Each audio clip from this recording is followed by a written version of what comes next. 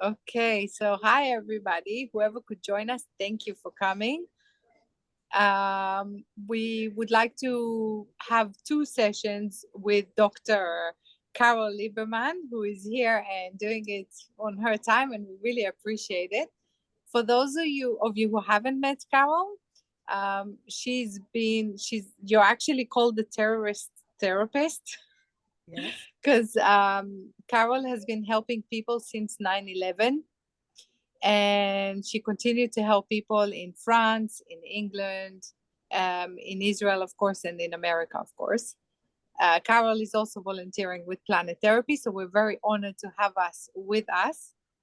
And Carole came up with the offer to give us. We're going to do it two sessions, right, Carole? Yes. So we're going to separate it in two sessions, very, very interesting sessions. And I will leave the floor to you, Carole, and you continue. Thank Okay. you. Sure. Thank you. Well, um, first of all, as Alana said, yes, I call myself the terrorist therapist, tongue twister. And I started doing this work after 9/11 because I'm a born and bred New Yorker. And when 9/11 happened, I had already moved to California, but my daughter was in college in New York, in Manhattan, Barnard. And it wasn't just because, of course, I was concerned about her and she gave me a blow by blow description of everything. But it's that even though I'm living in California, my heart has never left New York. So I was heartbroken when 9/11 happened. And I asked myself, what can I do as a psychiatrist, as an author? I had already written books by then, as a television commentator. What can I do to help people with terrorism? Because even though at that point, to tell you the truth, terrorism was not on my radar. That was one of the things, terrorism in sports. If there was like something in the newspaper about it, I thought, nah, I don't need to know about this. But when 9/11 happened, that all changed. And I quickly got up to speed. And I started with by making an audio video tape for a program for airlines. It was played on domestic and foreign airlines, and it was to help people. I used guided imagery, and I did it a different. It was like a third at the beginning, and then the middle and the end. And basically, it was to help people deal with their fear of flying, because of course on 9/11 that was what it was all about. The airplanes had struck the Twin Towers in New York and the Pentagon in Washington, D.C., and then the Pennsylvania field when the passengers attacked the terrorists and brought it down so that it didn't hit its target in Washington, D.C., which they think was either the White House or the Capitol building. So, um, so that's how I started. And um, I was doing work individually with people. I was doing work.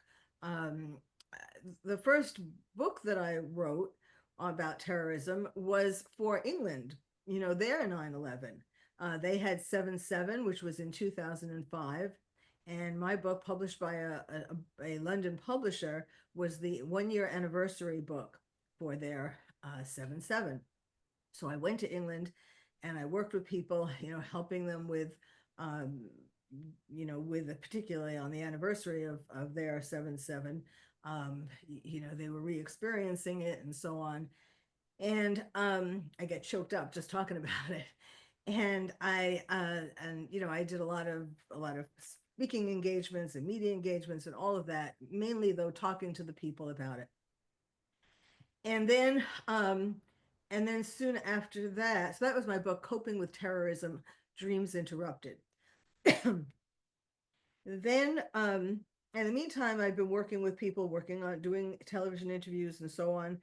And then I wrote my own book uh, with an American publisher called Lions and Tigers and Terrorists, Oh My, How to Protect Your Child in a Time of Terror. And and I should say, when I went to England, well, let me just and this book, which I'm going to be talking to you about today, the first half of it is for grown-ups, parents, family members, teachers, anybody, like I said in the title, it's for kids and the grown-ups who love them. And so the first half of it is for the grown-ups, and the second half is a picture book for kids. And that has, so this book actually won 5 awards. One of them was in England, the London Book Festival, and one of them was the Paris Book Festival. So I went to London, and I went to again to London, and I went to Paris when it won the awards, and I did all kinds of speaking engagements, and mainly talking to people. I mean, in Paris, of course, 2015 was that year of horrible attacks. The multi-attack year, the soccer stadium, the Bataclan, which was the concert venue. I'm sure you saw pictures on television. I would think about that. That was just so horrendous. And I was determined. So I visited a lot of these different places, the American Hospital in Paris, and so on, to talk about terrorism. And I wanted to go to the Bataclan, to this concert hall, because I wanted to experience what it was for the people who were there when they were attacked by terrorists. Now, this was easier said than done because lots of people wanted to go to the Bataclan.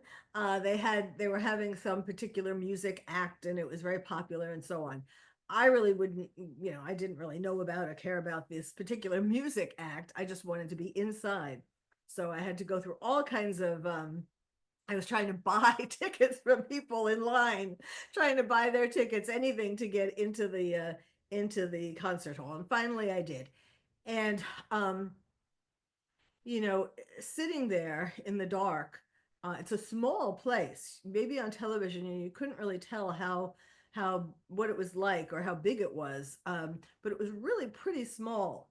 And people, like, you were sitting sort of on a half a seat. Everybody was squished together. And so when the terrorists came in and started shooting around, the whole concert hall, it was like fish in a barrel. In other words, you had to hit a ton of people no matter where you pointed your gun. And so that was a very painful, fascinating experience. Anyhow, and what else? And then of course the work with Israel.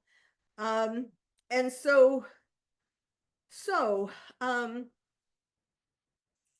you know, in America, one of the differences with Israel is that in America, first of all, there's a lot of denial in America. So nowadays, we're 23 years past 9/11, and of course, a lot of people now were born after 9/11. Um, so in America, people sort of want to forget about it or not want to acknowledge just how much that day still is affecting us. And in Israel, it will be the same. I mean, I know people in Israel are more used to just dealing with terrorism on a daily basis, less denial, and so on. But for example, what I'm talking about is the children who will be born after October 7th. Um, and won't have, I mean, of course, there is still the war going on, but let's say even when we can say the war is sort of over, um, or diminished, which hopefully won't be that much longer, um, the children who are alive now and who will be born even after, for at least like the next 10 years after, assuming there is no further war, please God, um, they are affected because the parents were affected. So, like on 9/11, um, the parents were there, they were affected, um, and they conveyed their anxiety, their depression, their fear of going outside. They conveyed all of these different mixed up emotions that they had and have, um, from that experience, from being alive on that day. They communicated it. Even babies in the womb, they communicated that. And so this generation, it's so interesting here that these children, again, even if they weren't alive on 9/11, they have grown up with more of a sense of wanting big brother or big government or the president to take care of them because they have incorporated by osmosis some of that fear. So that's something to really be aware of because it's not over when it's over. And so we have to be looking out for each other, especially looking out for children. Um, even when what we're calling this present time is over. So I think why don't we now? So I'm going to talk to you today about. Well, I'm very open, especially since I'm going to be talking to you twice. I'm open to which parts you want to focus on today. I'll give you some choices, but let's first play just so you. I think this is going to inspire some discussion. This video is from Good Morning Britain. And when I was in England, when I went there, the time I actually lived in Britain for a while. Oh, and I lived in Paris for like more than 3 years when I was going to medical school in Belgium. So, so both Paris and England, I lived there too for a while because I studied at Anna Freud's Hampstead Clinic. What made me become a psychiatrist was reading Freud's interpretation of dreams when I was a teenager. And so when I was a psychiatric resident at Bellevue, um, I guess I should, when I was a psychiatric resident at Bellevue, I got permission to spend months in London and study at Anna Freud's Hampstead Clinic. Now this was like not long before she died, so it was an incredible experience. So I feel I have personal love for both of these places, England and Paris, and that's why it particularly meant so much to me to experience and help, the people there. So this is this is a television show, an interview that I did when I was in um, uh, London in, I guess it would have been 2018. Yeah, it was 2018, and the hosts were I don't know if you've ever watched Good Morning Britain, but they like to make it very confrontational because the more confrontational it is, the more chance they admitted this, the more, I mean, off camera, they admitted this, the more chance they will have of it being picked up in the press afterwards. So they certainly went all out to make it confrontational, as you will see. Do you want me to put the whole video, Carol, or Yes. Or you want to do just the first half? because the one that you sent me is 10 minutes, right? Yes, we can do the first half and we'll do the second half the next time.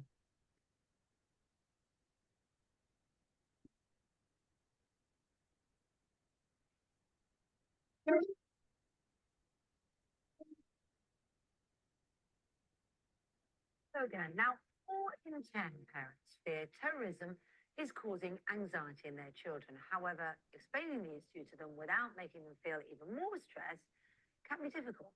Is this the answer to children talking about terrorism? This is the book that we've just made reference to. It names Osama bin Laden as the most famous terrorist. Details that he was killed as punishment for plotting the 9/11 attacks.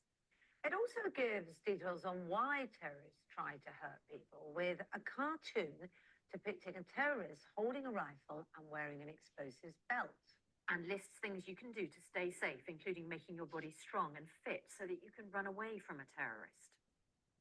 Well, author of the book, Dr. Carole Lieberman, joins us now, along with head teacher Serge Supply, who thinks children are too young to deal with these issues. Well, no one can accuse you of not confronting the issue head on, can they?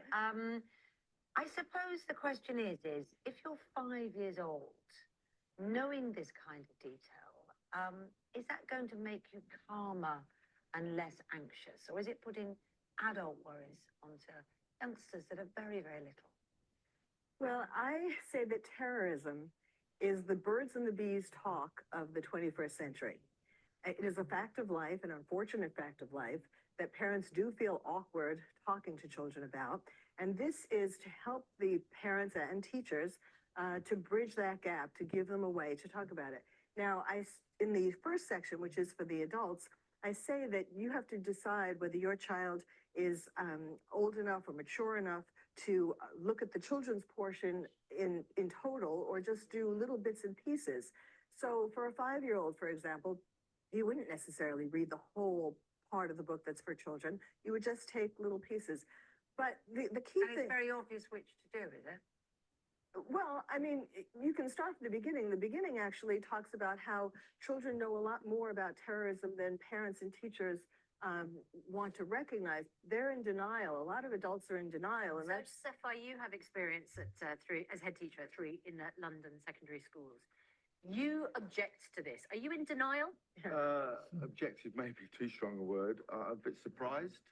I put it as a bit of more lunacy from across the pond, which we've been getting a bit of lately.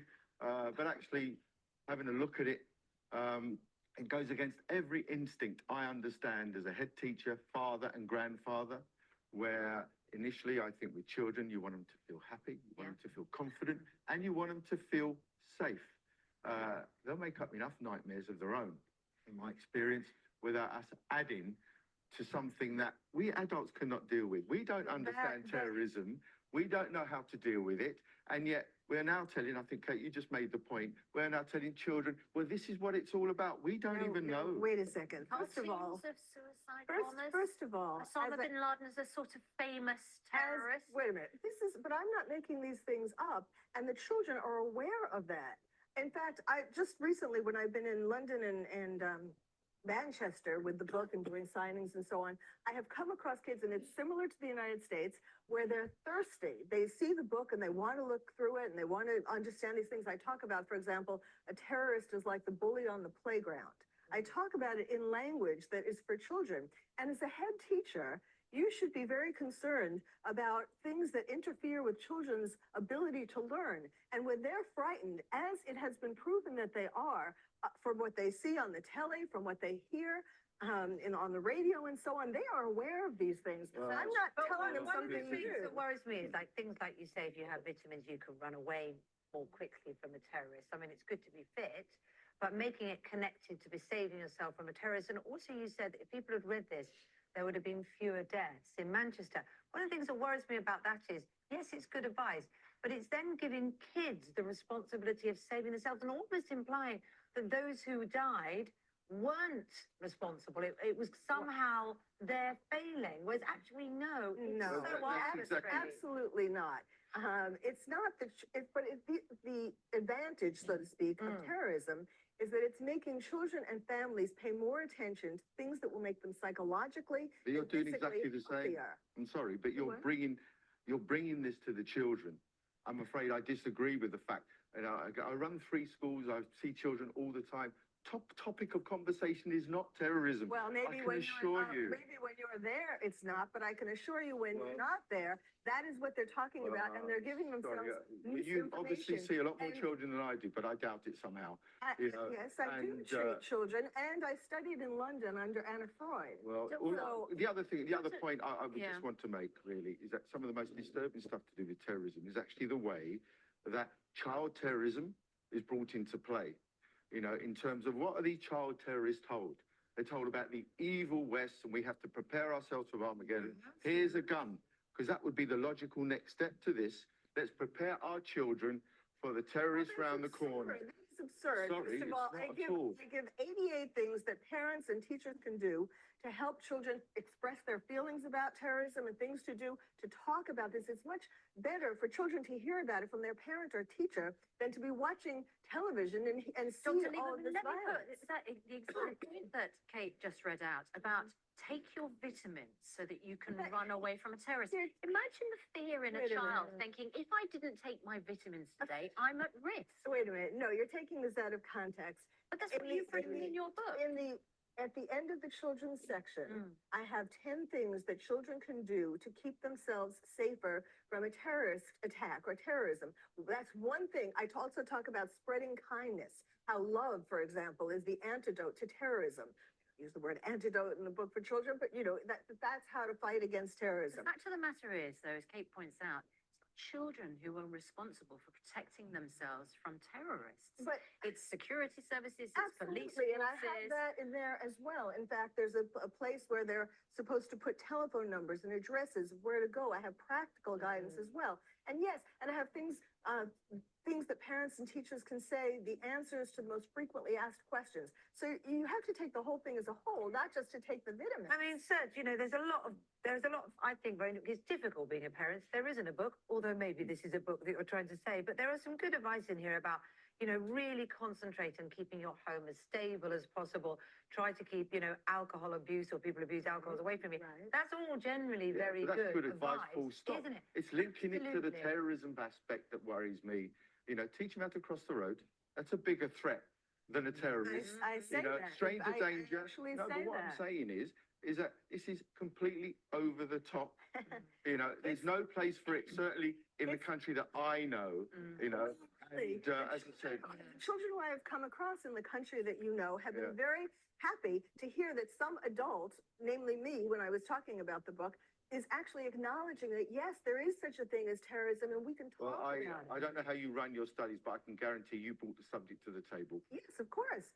And that's the point. But no, If you tell them what to talk about and be worried about, they're going to be worried. no, they were That's thrilled. exactly the They point. were thrilled that someone was finally They were acknowledging thrilled that at they the are. attention. That's what they were No, thrilled they were at. thrilled that someone was finally acknowledging it, because if parents and teachers don't tell them about this, it's No, essentially that's like not true. like When lying. children ask the questions, But you actually, can't I just- trust most parents and most But teachers you- to give a sensible answer. But- Yeah, that's you know, an interesting point, actually. If there are children who do come to teachers and say, what's going on? Are we under threat? Absolutely. Should I have a reason to be and worried? you give an answer as best we can because we have no real answers. And if that could, then we refer back to a book. We don't need to refer back to a book to say, do you know what? There's some bad people in the world. We don't really know why they're doing this horrible stuff. But look, by and large, like, you've got to live your life the way that you always live it. Be happy. Well, that's why is, I guess, the question that That doesn't leaves answer children. Does it answer why? Why terrorists are doing Yeah. this? Yes, it does give. It talks about people who have problems within themselves. I talk about, as I said, the bully on the playground. Just like the bully on the playground has problems within himself, the terrorists have problems within themselves that make them Well, that's the misinterpret. answer. The child will say, what That- problems? wait a minute, that make them misinterpret. Well, I go into it in a little more detail, but that misinterpret the Quran to get people to fight. So I do it head on. I mean, I talk about that. Okay. Well, unfortunately, we have to leave it there. It's an interesting debate, and we've asked people to comment on it. So do let us know. Is it something that your children are asking about? Are you concerned that if you do try and tackle it with your children, actually it gives it more prominence? It makes would it it help? more of a concern. Let us know. Thanks both very much indeed. Good to talk to you this morning.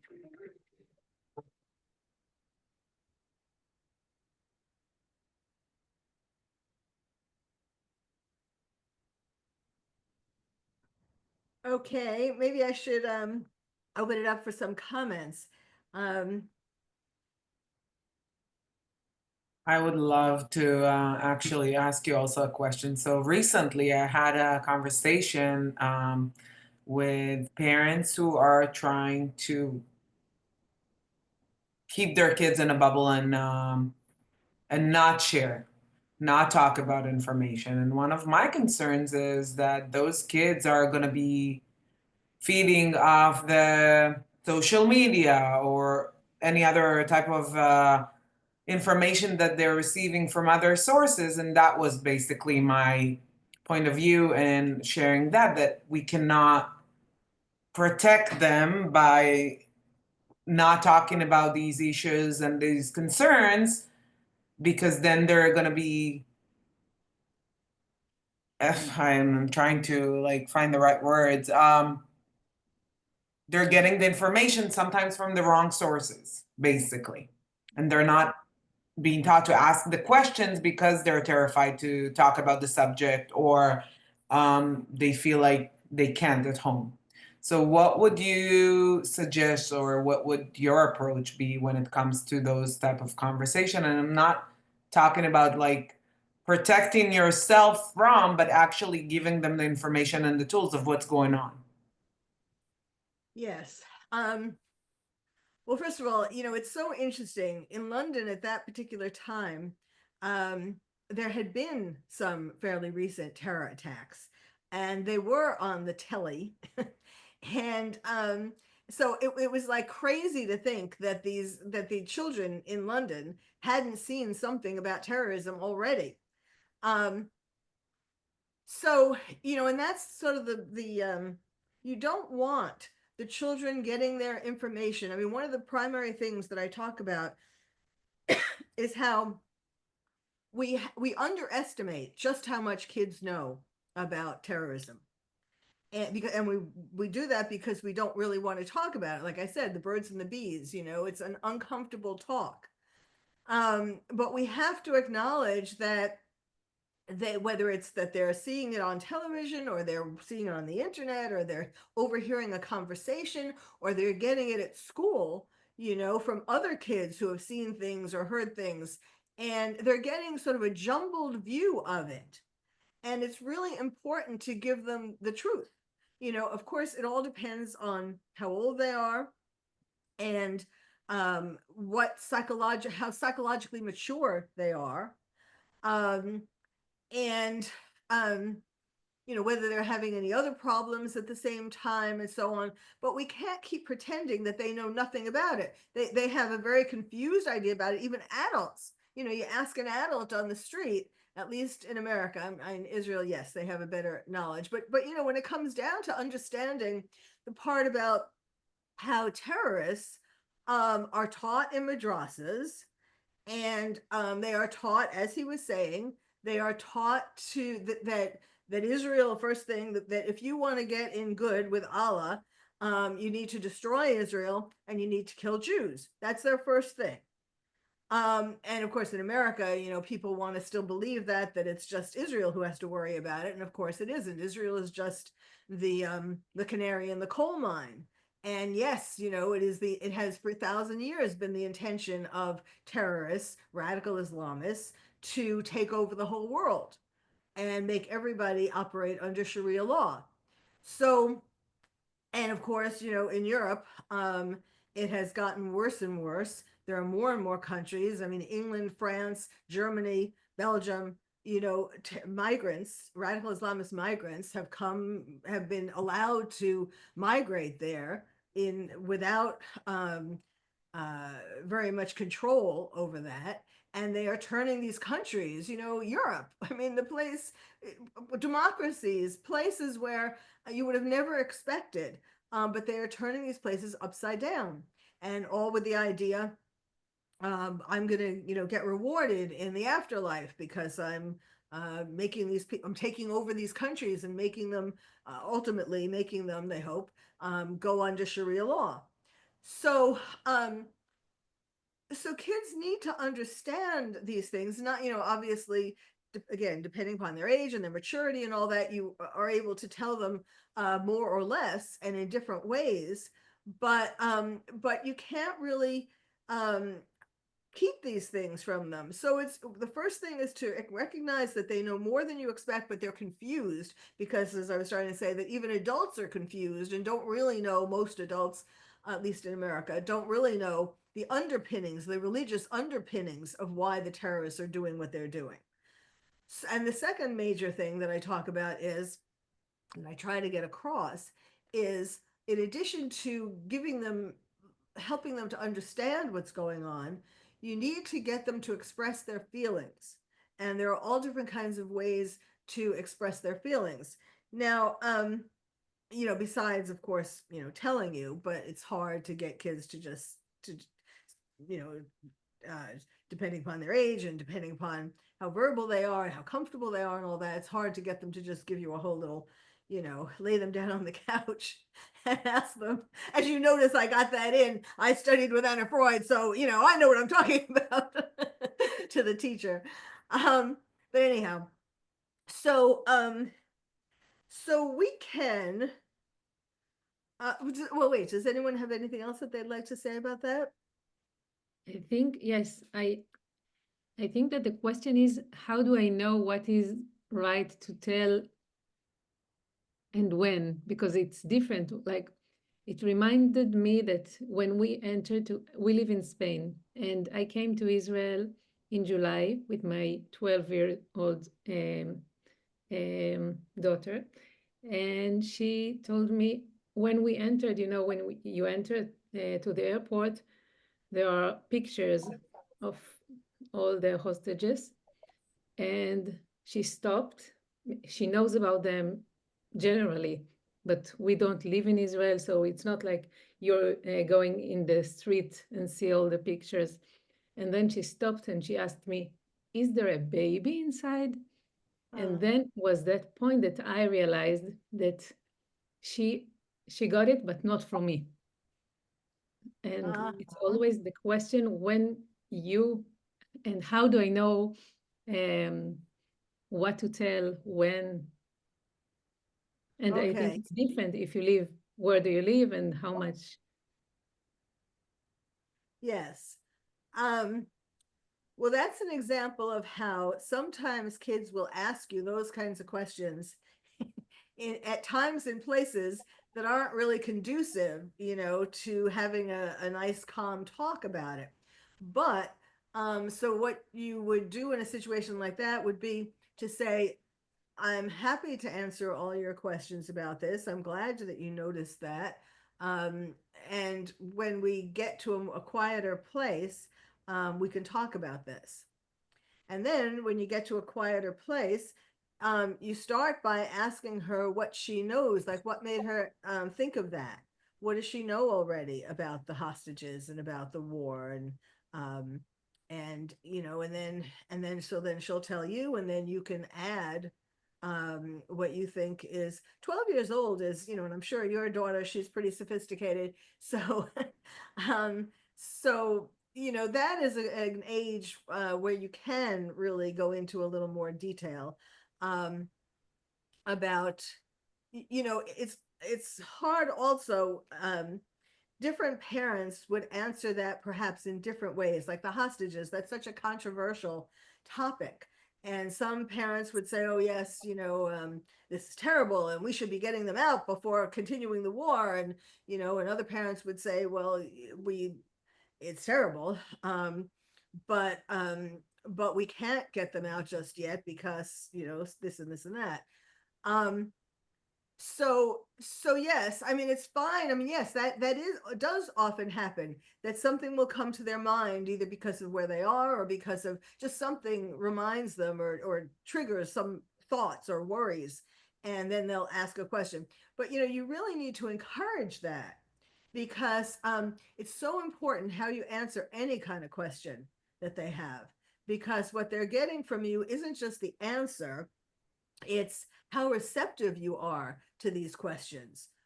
Did I just make my mother feel uncomfortable? Did she really not want to answer this? Or, it's more about how you, because then the idea is to encourage them. I'm so glad that you asked that, because this is something we need to talk about more. And I'd love to talk to you about it, and so on and so forth. Anybody else? Yeah, I'll add to that question. How do you balance? So I live in the US. How do you balance the teaching the kids about like the differences and and kindness and everybody in their, like, at least that's what I believe. Everybody is good until you teach them otherwise, right? So, how do you balance that in their perspective? Well, I think from what I think what you're asking, I'm trying to figure out what to talk about today in particular. I think maybe what we should do is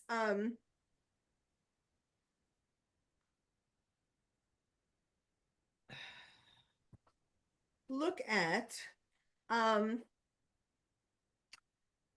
Tal, do you want to to look at this at the second half of the book, which is the part for the kids, and which gives you a little ideas as to as to how to address some of these things. And then maybe the next time I can go in more detail about, like, for example, answers to specific questions and that kind of thing. How is that, would that work? Okay. Lana, okay. All right. So can you, who is operating the, Do you want to the- see the pictures, right? But I'm one Yes. minute. I'm trying to look for it.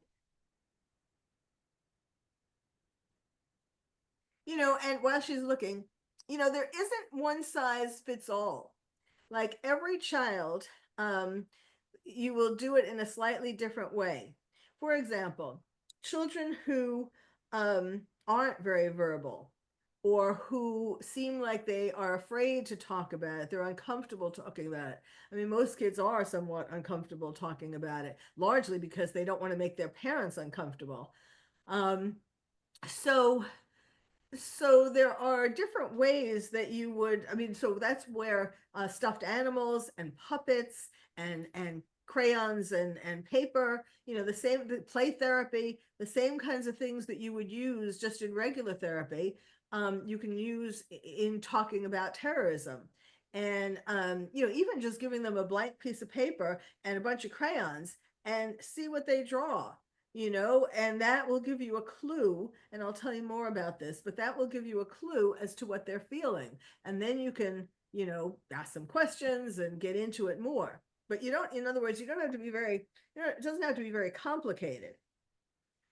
Tal, do you have the, I cannot find it.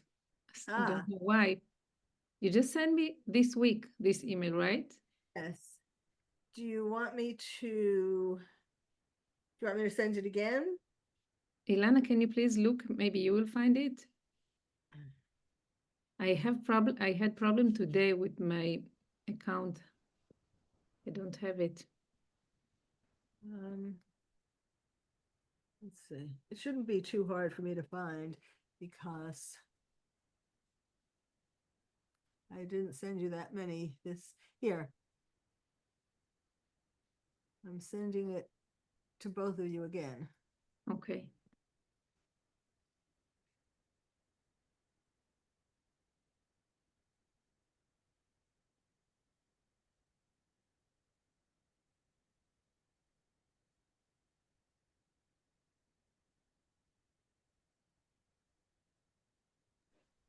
I got it, Tal. I'm sending it to you. Yes, but I have a problem. I don't know why, but I'm not receiving it. It's on זה איפה what you call it? Okay, now I have it. Okay. That? Yes, I'll share my screen. This is it, right? Yes. כן, So this ואז is את יורדת למטה.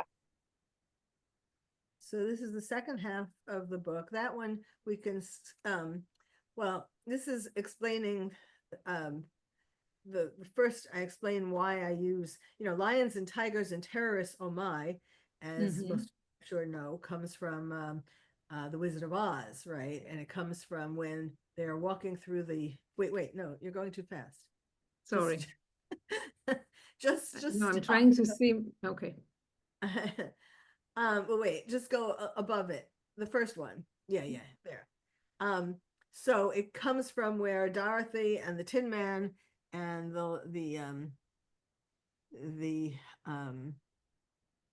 well, that's just a picture. That's the lion and the scarecrow. Yes. Well, Dorothy and the Tin Man and the scarecrow are walking through the woods and go in search of the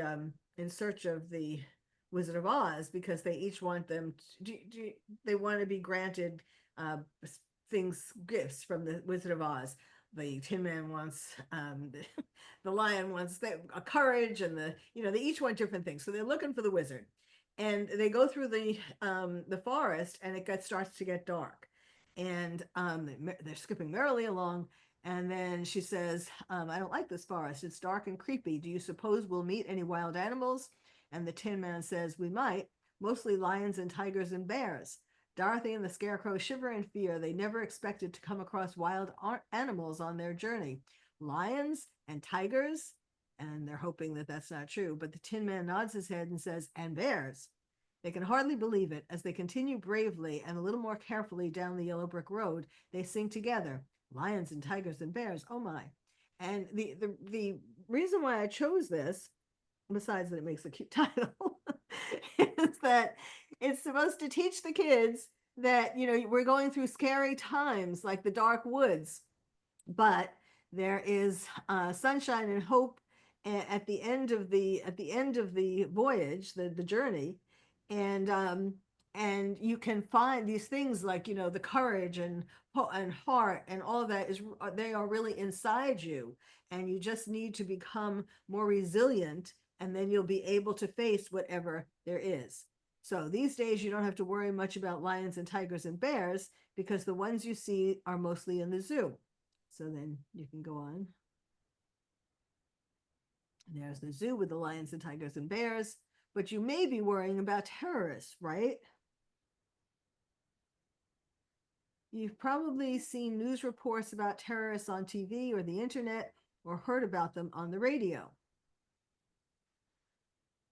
You may have heard your mom and dad talking about terrorists. That's another thing that parents don't really realize enough of, that kids are listening to what's going on, and the parent is on the phone or they're talking to each other, and the kids are listening.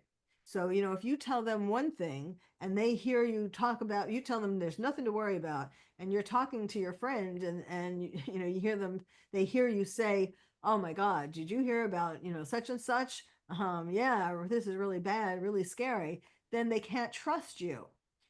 So you may have heard your mom and dad talking about terrorists when they thought you were asleep, or maybe you heard your teachers whispering together in the hall, and there are teachers. Carole, most of us are talking with the parents, right? Not because most of us we're working with parents, not with kids. So what? But we know that it all begins with the parent, because if the parent is calm, usually this is what the kids feel from him, Right. even though he. So what do you suggest that we will tell the parents, not Okay. Well, to guide the parent, or to help them to help the kids? Well, yes. I mean, that's why what I'm trying to say here, that first of all, the kids know a lot more or have been exposed to a lot more, but they're confused about it. They can't put it together. And second of all, they overhear you. And here's some other examples. Some grown-ups rush to turn off the TV or radio when news reports of terrorism come on, or catch you looking up terrorism on the internet and get upset. The parents get upset. Or they suddenly stop talking about it when they see that you're listening to them. They're only trying to protect you from becoming afraid of some bad things that are happening in the world. Adults wish that these things weren't happening, and they are hoping that these bad things will stop before you ever have to find out about them.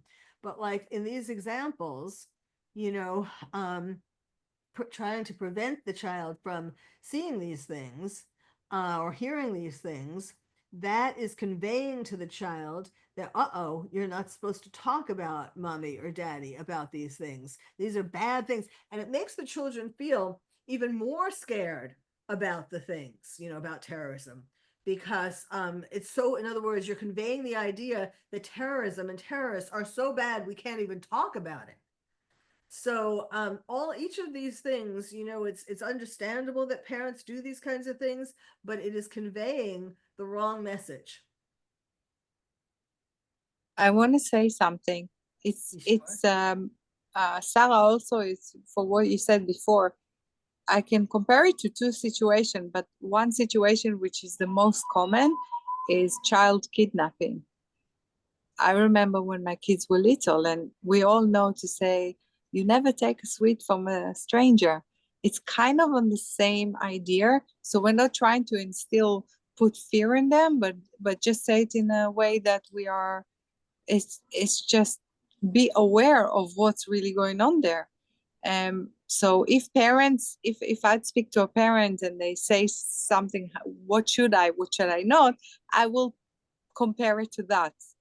Well, what would you do with that? It's the same subject. It's just another situation, but Well, yes, except, except telling kids not to take candy from a stranger is pretty cut and dried.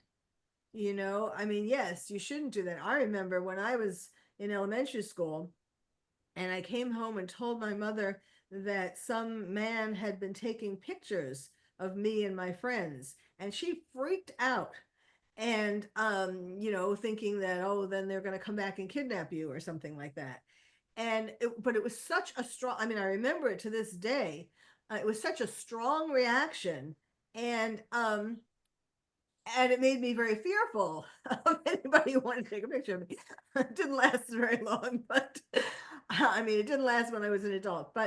Um, but terrorism is so much more complicated that that you can't just say something like that.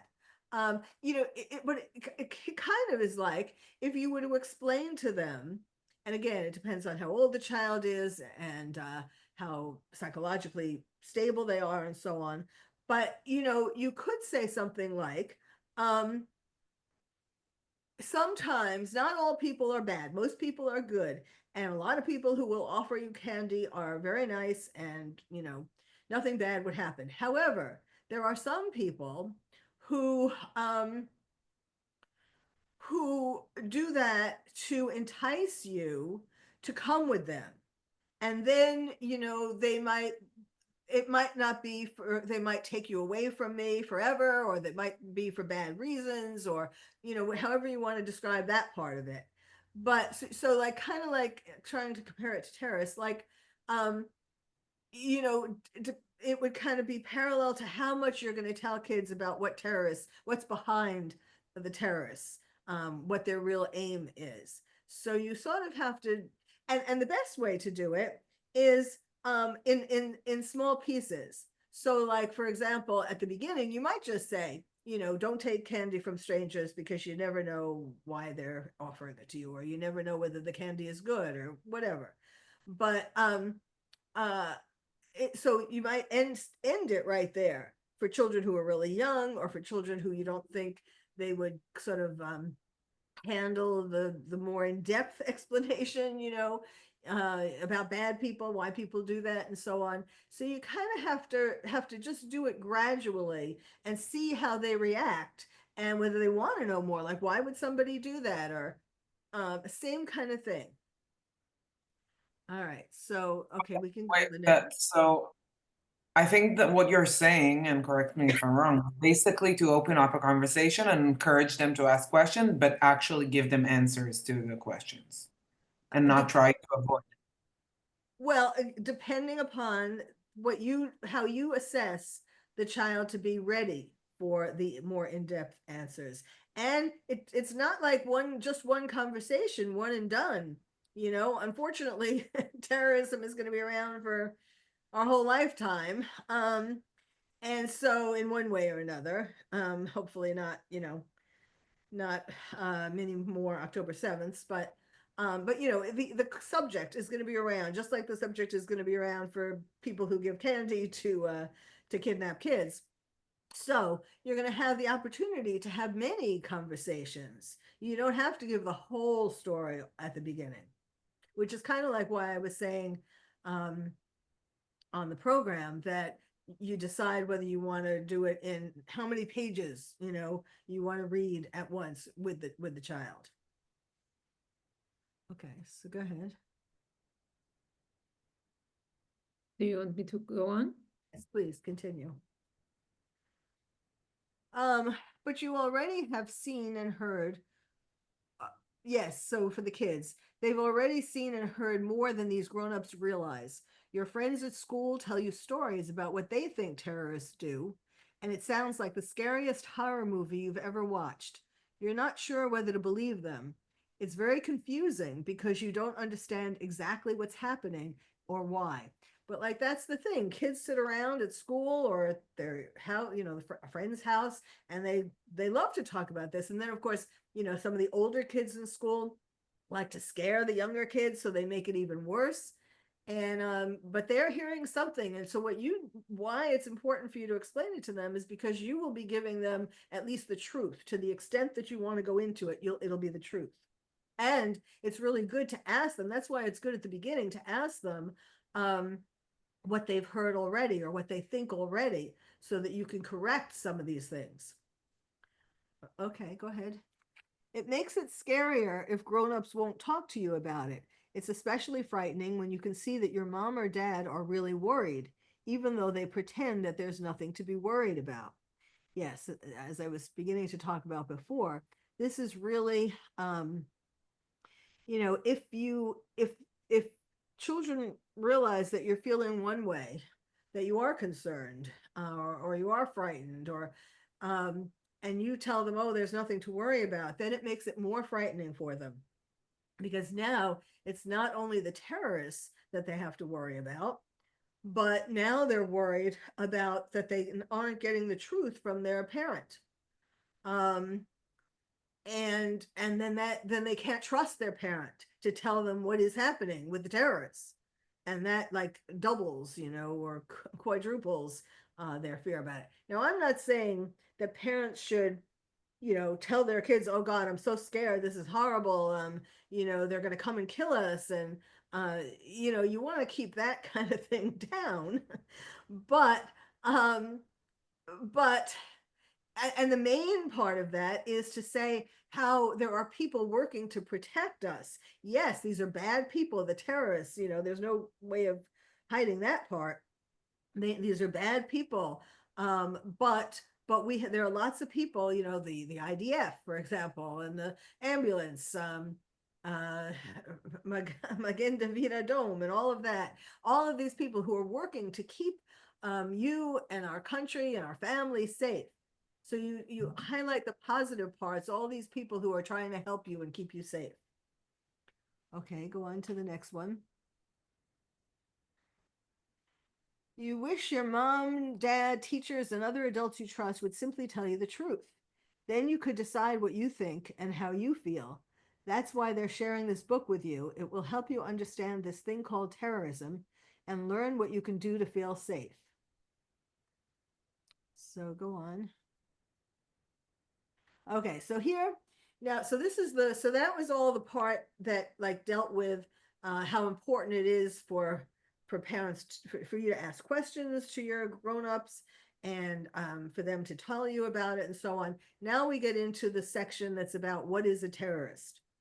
What is a terrorist? A terrorist is like a big bully on the playground.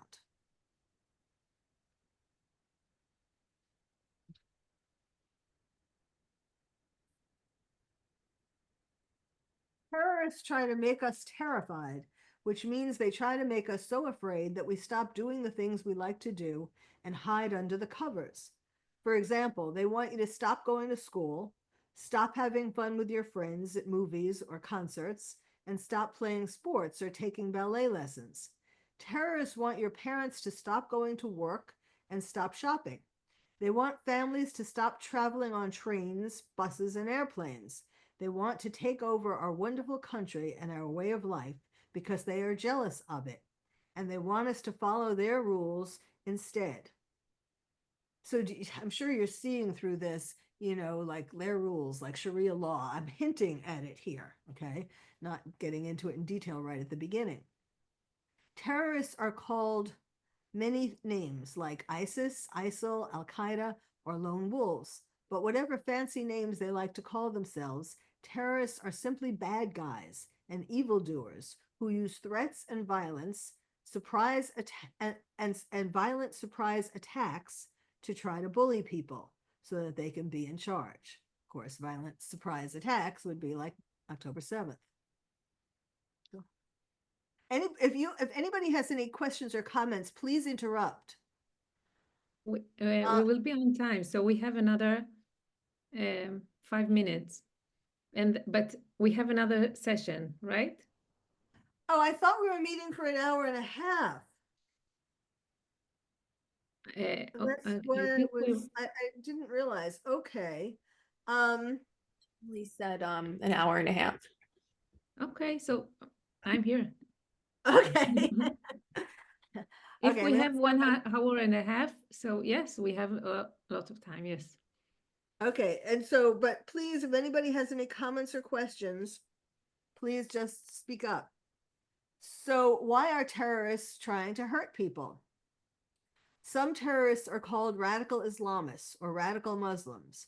This means that they are not like most Muslims who are peaceful. Now, in America, this is probably softer. Since since I was originally, I didn't realize that I was going to be going all over the world and talking about this with this book. But so originally, I was trying to sort of make it soft, the part about not like most Muslims who are peaceful, because there are, well, I get into it a little more, but obviously, I mean, that's a whole controversial thing. So I just left it a little soft. I mean, obviously, and this will depend upon what your personal feelings are and your politics and so on. I'm not telling you what to say, but it kind of is a little soft in spots. So like I didn't want to I didn't want to piss off all the Muslims in America or any place else for that matter. But I do say that one can say that certainly in America anyway, the Muslims have not spoken out. Most Muslims have not spoken out against how terrible terrorists are. There are some in Europe who have had campaigns, Muslims I'm talking about, who have had campaigns speaking out against terrorists. But that's kind of, it all depends. That's very iffy. So you can't sort of talk about Muslims in one clear, broad stroke. But anyhow, so I tried to clarify that to the extent I could over there. But here I get into, now it's interesting, I noticed when we were playing the Good Morning Britain, I guess there are different versions of it because there was a part in there. I'm gonna have to and I think it was less than 10 minutes. There was a part in there that someone, I guess online or something, must have changed, taken out some part and put in the part that looked like a news story.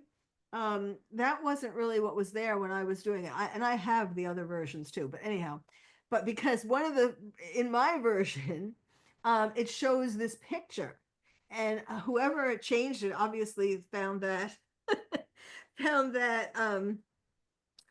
what offensive. But I'm sure people in Israel know too well what this picture. So I thought it was important to have the real thing.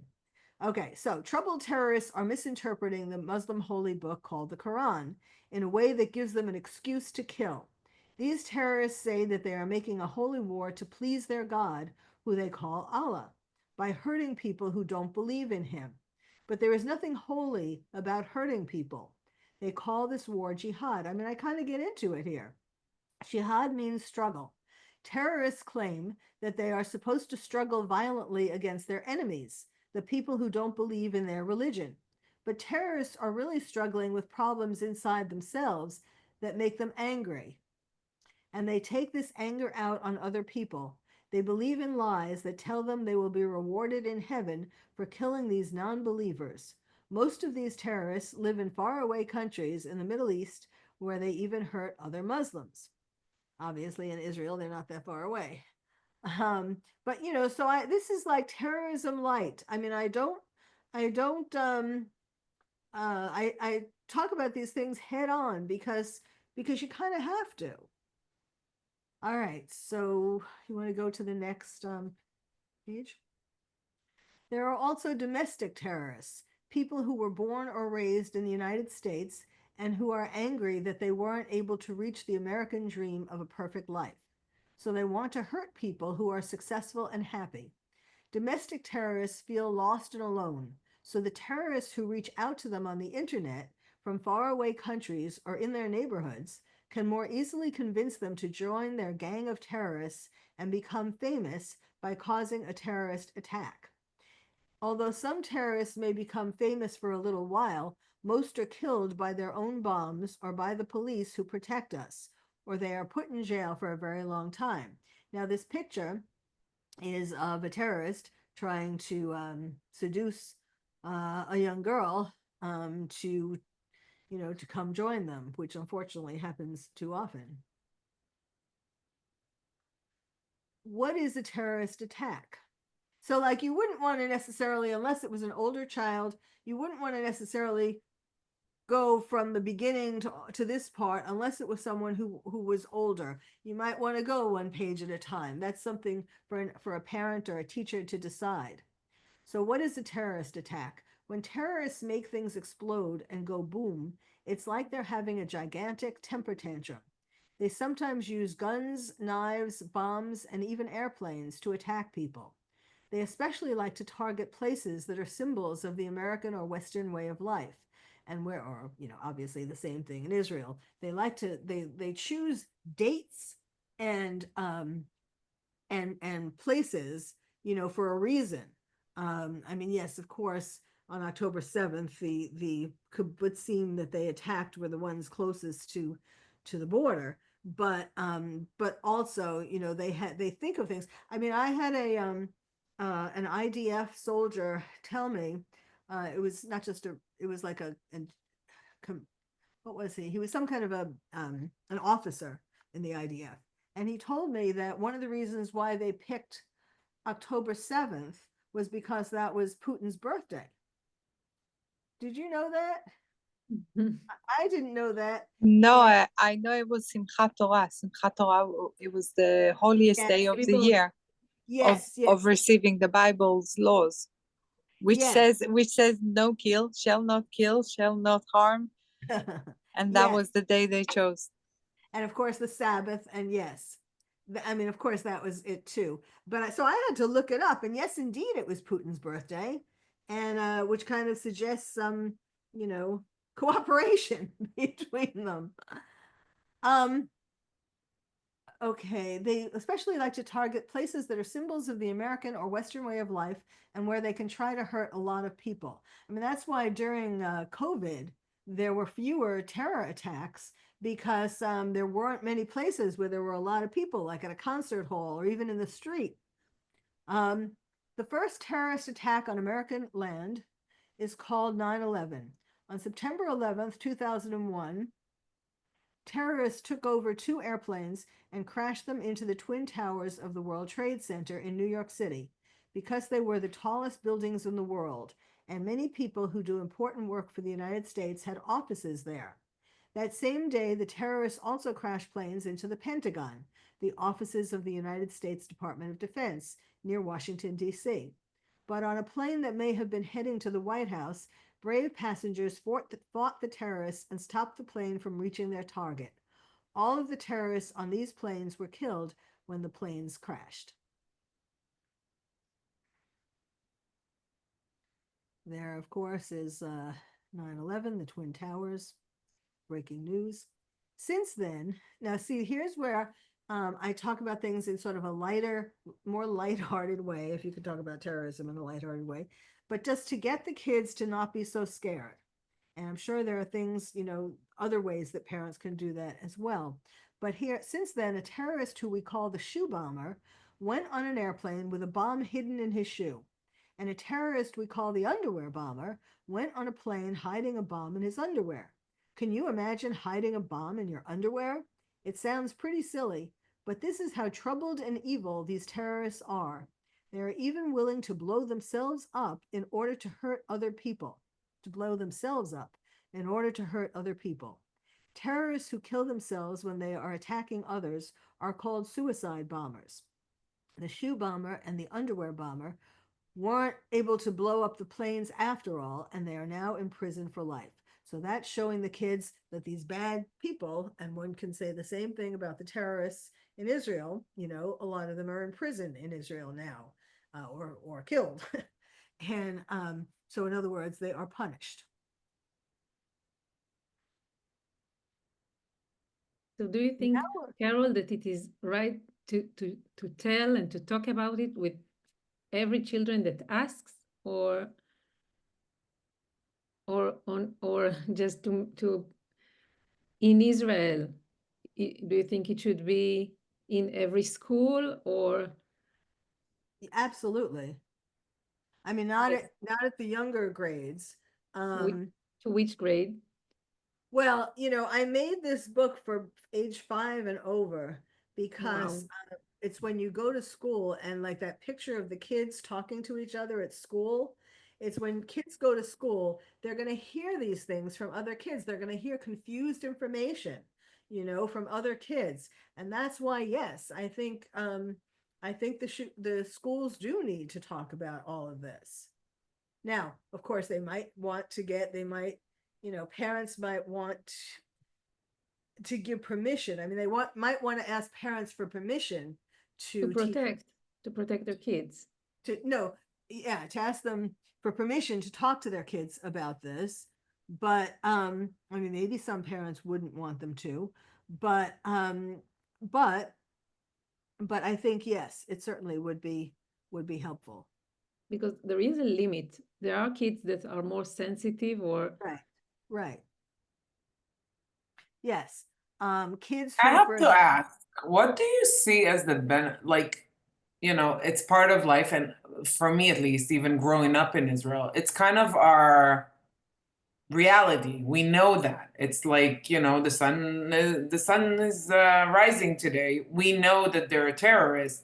What, like, for me, I think it's more important to talk about um what's behind it, and explaining their process of thinking, and what's their truth, and what can we do to change, because like from what we're seeing here, I think it creates more fear rather than dealing with their emotions. well, no, well, we're not done yet.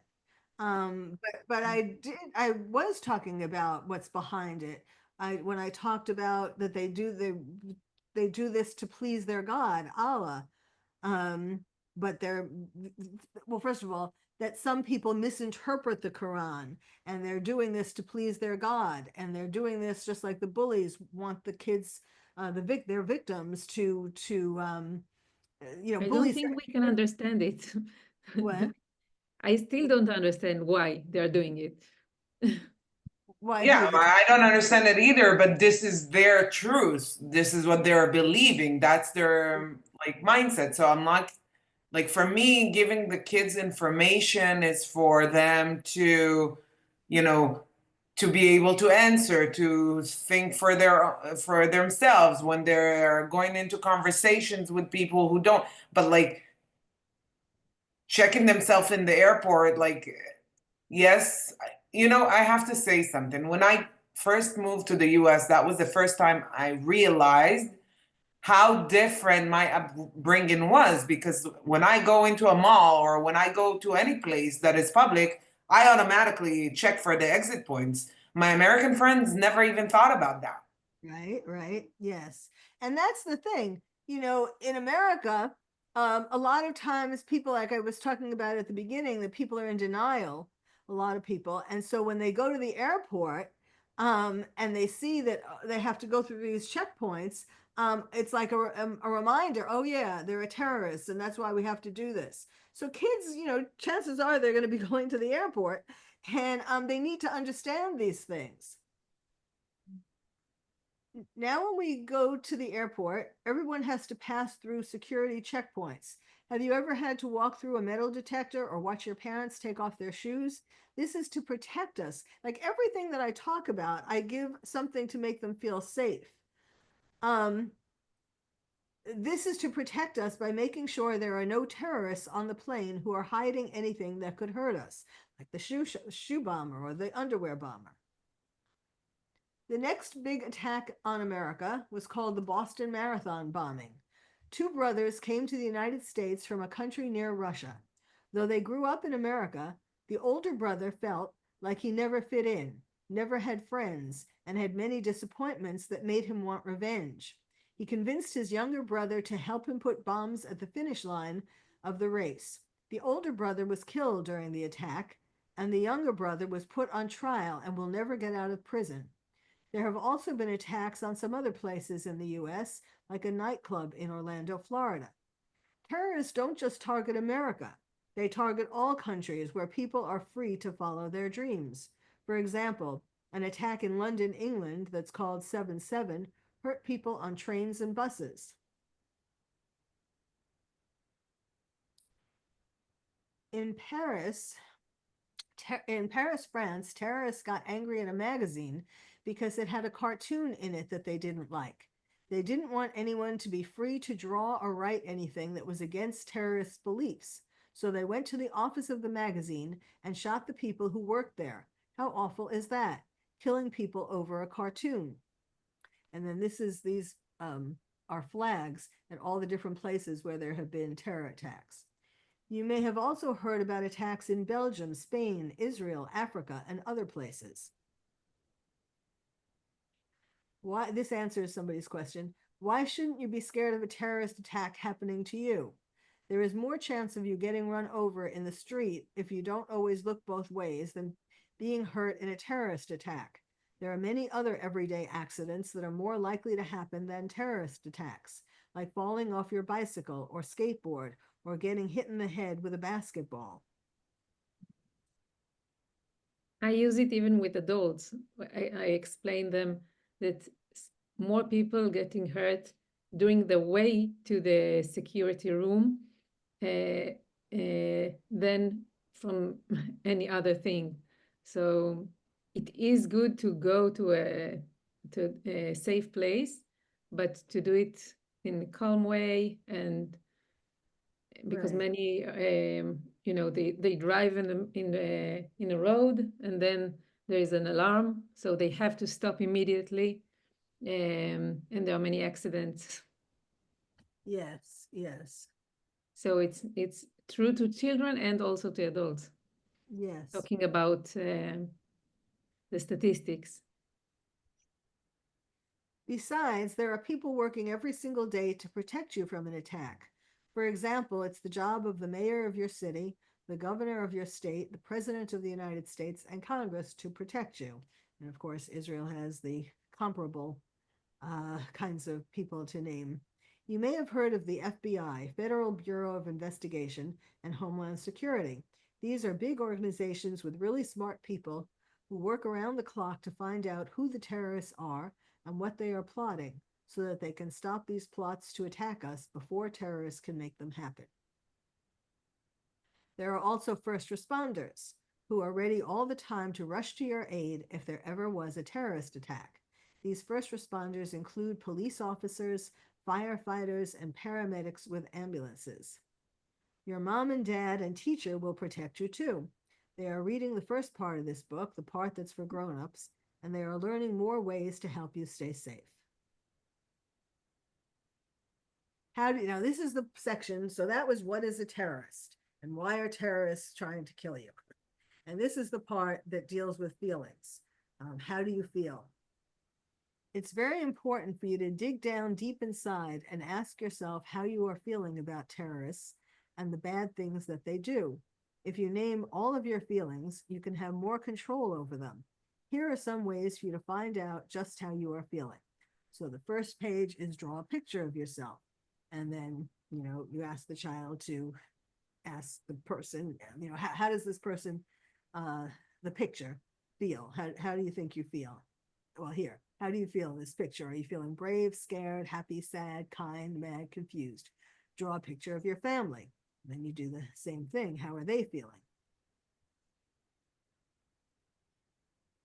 How do you think each of them feel in this picture? Are they feeling brave, scared, happy, sad, kind, mad, confused? Draw a picture of your friends. And it's the same kind of thing.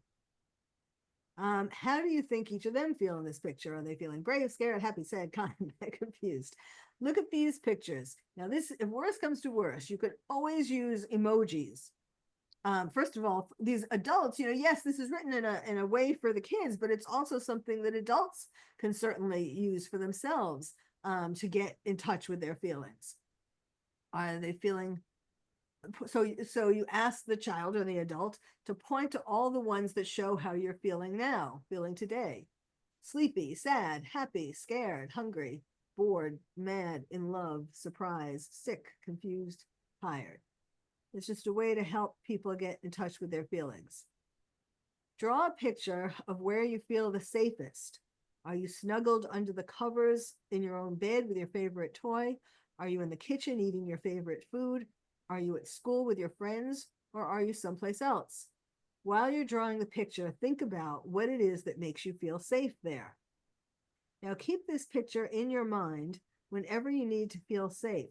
So if something happens to scare you, you can imagine this place and it will make you feel better.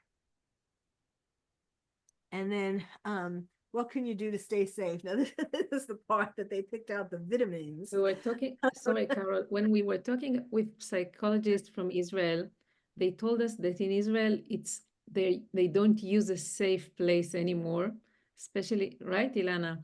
Because next to the border with Gaza, they were inside their own room, and we know what happened. So maybe we think we need to know it first, because we are from outside, and it is hard to find sometimes a safe place for those kids and the Okay. adults. Okay, good point.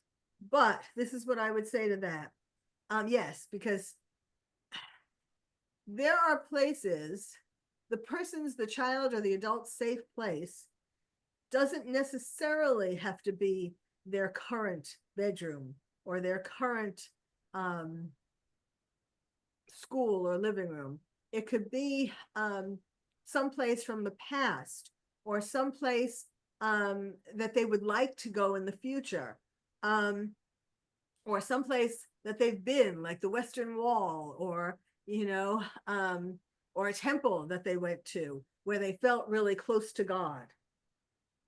And when I think of my safe place is the home that my grandparents used to own in upstate New York, that was right on a lake. And that was my favorite place in the whole world. And so they're not alive anymore, and my parents sold the place, which I will never forgive them. But I remember, I have visual memories, smell memories, all kinds of senses of memories of that place. And so children can find a place like that too, where so that it doesn't have to be, oh my God, I was thinking my safe place was my bedroom, and now my bedroom is, was attacked by terrorists and it's bullet holes all over it. They can pick a place too that would like a plan B for where else they can also feel safe. A synagogue is a good place, because not that terrorists don't attack synagogues, but there are many synagogues, so you can think of another one if yours has been destroyed. I know it's not perfect, but it certainly helps. To this day, if there's something that's bothering me, and I can't go to sleep, I think about Mahopac. It was in Lake anyway. I don't know if anyone knows Lake Mahopac, but it was in Lake Mahopac, New York, and I just imagine it and I fall asleep. So it's very powerful. Okay, now, so nature protects all of its creatures by giving each one a special gift to help them stay safe. Birds can fly away from danger. Bees can sting. Deer have horns. Kangaroos hop away. Skunks squirt out a very smelly spray when danger approaches them. Elephants stick together in herds. The opossum plays dead to fool its hunters. So the idea is every species, including man, have things that we can do to protect ourselves, because this part is to build resilience. Nature protects you too by giving you courage, strength, and a brain to understand what you need to do to stay safe. Here are 10 things you can do to stay safe from a terrorist. 1, make your body strong and fit so that you can run away in case there's ever a terrorist attack near you. You can do this by eating healthy food like fruit, vegetables, meat, and fish, not junk food, and drinking healthy beverages like juice, milk, and water. You can make your body extra strong by taking vitamins. It wasn't just about taking vitamins. Can I say something? Yes. On October 7, those that weren't healthy didn't survive, just so people understand. They couldn't run. They couldn't run. If they had any problems, I know personally of a girl that she had her broken leg and she couldn't run. And so she didn't survive, but there was also a lot of weight issues. They couldn't run. There's a lot of things that people don't really think about, but unfortunately, it does play a role. And what do Yes. you think, Carole, about the one on the video that we saw, that he said that if I'm, maybe it can make the child, once he knows, and we are talking about his, he understands what terrorism is more or less, and we're talking about the feelings, but what if I'm not eating so healthy and I'm not taking my vitamins? Maybe sometimes it can make more fear. Well, I think like he was also saying to make them feel guilty if they didn't do Yes. these things. Well, there is that risk. But the point is that you should do it. I mean, you know, obviously not, it doesn't have to be an obsessive compulsive kind of thing, but yeah, you know, in America, in Israel, all over the world, really, people need, I mean, I've been saying this forever, well, at least since 9/11, that people need to, well, and I repeat it a lot because like people in America, I was saying they're in denial, and even with the things happening in Europe, that doesn't get shown on the television in America. The things that are, you know, what the terrorists are doing in Europe on mainstream media, that is not really shown very much, if at all.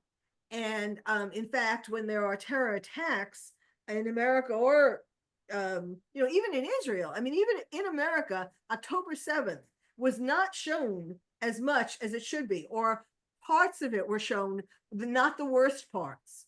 So they try to, mainstream media in America, not all media, but mainstream media, tries to sanitize everything. And so since 9/11, I have been telling people, before I even wrote this book or the other book, I have been telling people that that terrorism isn't over. 9/11 isn't the end. October 7th isn't the end. Terrorists, they are aiming, they are continuing this. So you need to make yourself physically and psychologically as strong as possible, because you to be as resilient as possible, so you can withstand whatever they do, because they ain't going away anytime soon. And but we can do something about it. We can make ourselves as psychologically and physically as healthy as possible. So yes, I mean, you know, weight is a good example. You know, I mean, it's kind of ironic, though, because the scarier the world gets, and in America now, you know, you may have heard, there are drones flying over the East Coast, particularly New Jersey. Some of them have come to the West Coast too. Some of them have gone to Washington, D.C. And our president is trying to pretend, you know, he's like, it's like the emperor's new clothes, you know, where the emperor thinks that nobody can tell that he's naked. And so they're trying to tell us, oh, don't worry about it. You know, this is like a good example for terrorism. They're trying to tell us, don't worry about it. No, it's not a foreign country that's doing this. And there's no way that they know that it's not a foreign country. I mean, unless they have planted it themselves, which is also, of course, a possibility, that the people, you know, in America who don't want Trump, I mean, they started coming right after the election. So it seems obvious to me that it has something to do with not wanting Trump to become the president, to be inaugurated. So anyhow, I'm not going to get into politics, but so there are scary things in the world is my point. And of course we're going to try to just like with COVID, when we try to comfort ourselves by eating food, or some people use alcohol or drugs or whatever. You know, it's hard to do the right thing to become more resilient when there are constantly more and more things to make you scared. But that's where, you know, we have to try. We can only do our best trying. Okay, the second thing to do is to make your mind strong too, so that you can think clearly in case of an emergency. You can do this by getting a good night's sleep every night for at least 8 hours. To have sweet dreams and no nightmares, you need to do something relaxing before you go to bed, like take a warm bath or shower, read a bedtime story, have milk and a cookie. Notice I say, and a cookie, to not like overdo it. Or talk to your mom, dad, or a friend, especially if there is something bothering you. People who care about you can always make you feel better. Then 3, exercise is very important for your body and your mind too. Sitting in front of a computer or TV set all day, or lying on your bed texting with your friends, will make you lazy and sluggish. You need to have at least 30 minutes to an hour of exercise every day in order to stay fit and ready for action. This could be at school, in PE class, physical education class, or playing sports with your friends, or walking the dog around your neighborhood.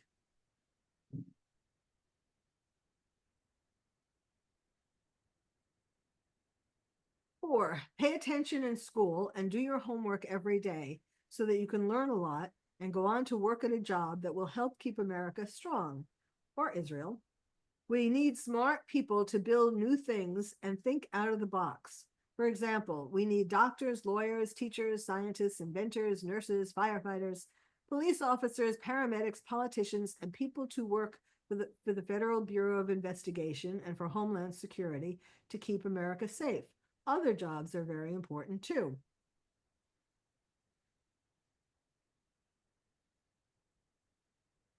5, do not watch. Now, this is something that I have been way before 9/11. I have been talking about this, and I was the head of the National Coalition on TV Violence. And I testified before Congress several times about this, about the danger of media violence. And first we were talking about TV violence and movie violence, and then of course video games are even worse. Do not watch anything violent on TV or in movies or video games. Did you know that when a kid or even an adult watches a lot of violence, like where people are being shot, stabbed, strangled, or hurt in other ways, it makes them want to copy what they watch and hurt other people too? Most bullies have watched a lot of violence that makes them act it out on other kids instead.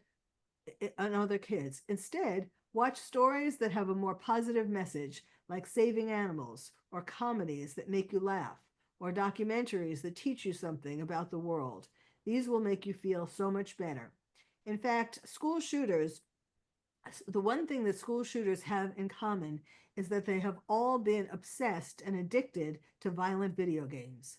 So, you know, not everybody becomes a serial killer if you play violent video games, but you can act out and be violent in other ways, like domestic violence or parking spots, arguing over parking spots or things like that. So, no violence. You can go on. 6, spreading love is the best way to stop terrorism. You can do this in many ways every day. Tell your family that you love them and give them a hug. Tell your friends and other people you care about that you are happy that they are in your life. And do at least one act of kindness for someone you know or even a stranger. You can help your mom with the dishes or help your friends with his homework. You can give up your seat on the bus to an elderly lady or give your allowance to a homeless veteran carrying a cup.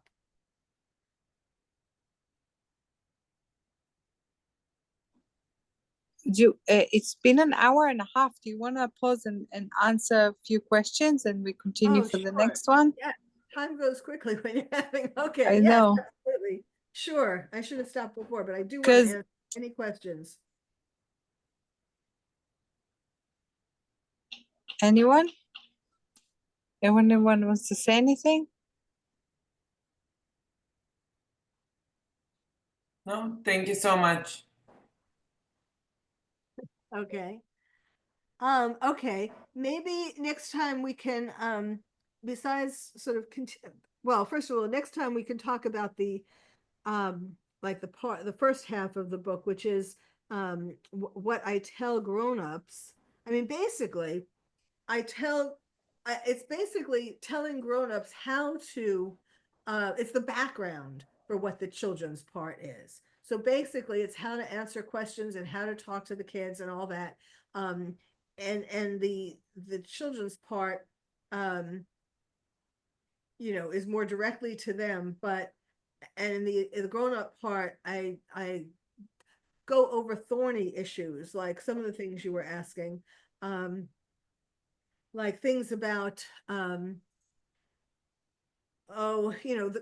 tough questions, like, what happens if you don't come to pick me up from school? Or will I die? Will you die? Will my dog die? Why do terrorists want to kill us, but in a little more detail? The harder questions. So so we can talk about that. And also, if you have questions, from people that you're working with, how to handle, how to answer some of their questions, or how to talk to them, or what to, how to give them advice and so on. We can talk about individual situations. I would like to say that for anybody who is not related to what happened, this is what happened, basically. Unfortunately, as much as it sounds like, oh my God, this is really hardcore book, but that was the actual reality of what happened. And what a lot of people miss out on understanding, it's not only over there, it's planning to do it over here. So maybe if it feels like, oh my God, I can't say it like this, maybe you can say it like more in a delicate way, just like I said with the sweets, with the men in the sweets, or just like how there are programs in America that teach about bullying, which are amazing because it's important. It is important to understand that is basically bullying. It's the same thing. And I can only say that because of lack of education is why we see all these people in the streets thinking they're amazing, because they don't really understand what's behind it. You're talking about the protesters. Yeah, the protesters, the students at school, they don't understand. So sometimes when there's lack of information, it's very easy to manipulate a young child's head because they're getting the information from the wrong place. For example, if you go to Israel, you have 2 million Arabs and you don't see protesters. There might be, yeah, there are very, very little, but 2 million living inside there and they're not protesting. Why is that? Because they understand, they know what's going on. And I think the protesters in America and in Europe is because of lack of education. And the same way that's also in school, there's education of sex nowadays, and to a very much detailed sex. That is also controversial and it's also important to know. But if anybody feels a bit weird about it, just try and compare it in your mind to the child kidnapping or sex education or bullying. And that would be like, oh, okay, I get it. It's easier to understand in that way.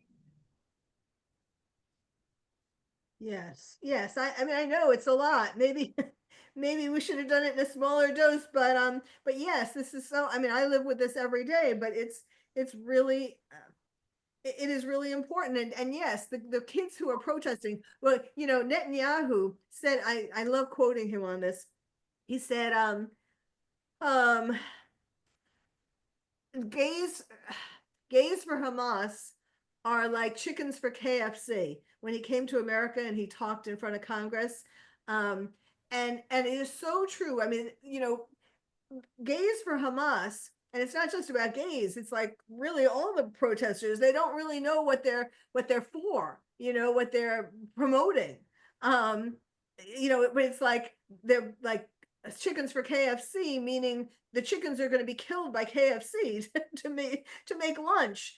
And the gays are killed by terrorists, you know, because they don't believe in LGBTQ plus. So yes, such a tremendous amount of ignorance, and it's very scary because of course there's a lot of anti-Semitism for the same reason.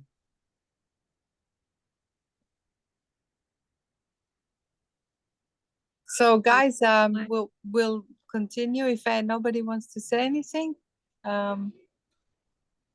When did we say we do the next one? We didn't say it. Didn't pick a date yet. No, we will. We will send. Okay, we'll Yes. figure it out. Anybody have any questions or anything? No? Bye, Sarah. Yes, thank you. All right, bye. Okay. Thanks. Thank you. Thanks for